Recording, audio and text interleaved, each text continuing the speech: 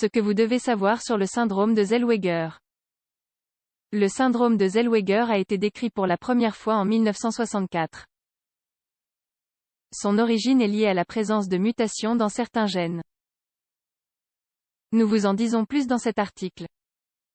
Le syndrome de Zellweger est une maladie qui affecte certaines fonctions comme le tonus musculaire ou la perception visuelle et auditive. De plus, il affecte les tissus des os ou d'organes comme le cœur ou le foie.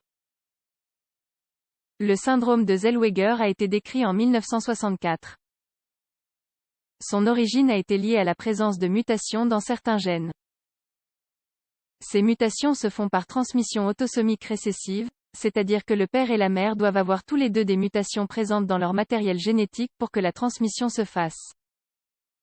Les enfants souffrant du syndrome de Zellweger ont tendance à mourir avant d'atteindre leur première année de vie.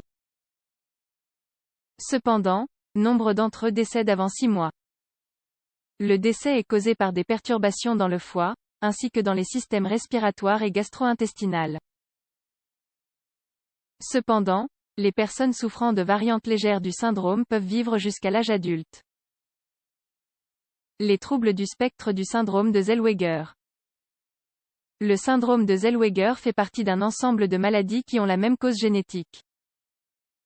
Cette cause est un ensemble de troubles de la biogenèse des peroxysomes, aussi appelés troubles du spectre de Zellweger. Les peroxysomes sont des organites impliqués dans le fonctionnement de certains enzymes. Aujourd'hui, on sait que ces altérations ne sont pas indépendantes. Aussi, il a été constaté qu'il s'agit de différents degrés de gravité du trouble de la biosynthèse des peroxysomes. Le syndrome de Zellweger classique est la variante la plus grave des troubles de la biogenèse des peroxysomes. Les cas de sévérité intermédiaire sont appelés adrénoleucodystrophie néonatale. Aussi, les cas plus légers sont connus comme maladie de Refsum. Symptômes et signes principaux. Dans le syndrome de Zellweger, l'altération de la biogenèse du peroxysome produit des déficits neurologiques. C'est pour cette raison qu'il existe une grande variété de symptômes qui touchent différents systèmes et fonctions corporelles. Entre les symptômes les plus fréquents et caractéristiques du syndrome de Zellweger, on trouve les suivants. Diminution du tonus musculaire. Altération du système oculaire et de la vue. Difficulté à ingérer des aliments. Altération du développement physique normal.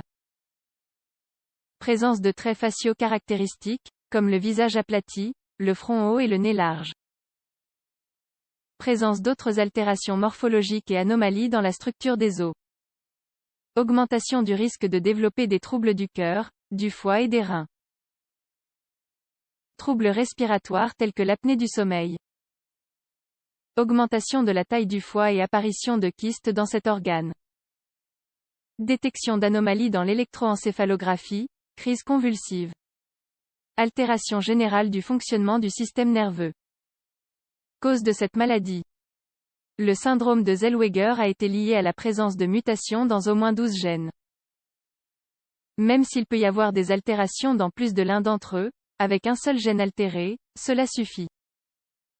Dans approximativement 70% des cas, la mutation se localise dans le gène PEX1. La maladie se transmet, comme on l'a déjà dit, à travers d'un mécanisme de transmission autosomique récessive. Cela signifie qu'une personne doit hériter d'une copie mutée du gène de chacun de ses parents pour présenter les symptômes typiques du syndrome de Zellweger. Quand les deux parents sont porteurs du gène mutant, il y a 25% de risque de développer la maladie. Ces gènes sont liés à la synthèse et au fonctionnement des peroxysomes. Les peroxysomes font partie des structures cellulaires d'organes comme le foie.